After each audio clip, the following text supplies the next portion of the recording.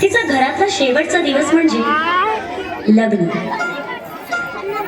लहानपणीचा भातुकलीचा खेळ ते आईचं सणाच्या दिवशी मला सजवणं, ते बाबांचं जीवापाड प्रेम करणं, या सगळ्या गोड आठवणी हा उंबरठा ओलांडताच मी मागेच होणार आहे.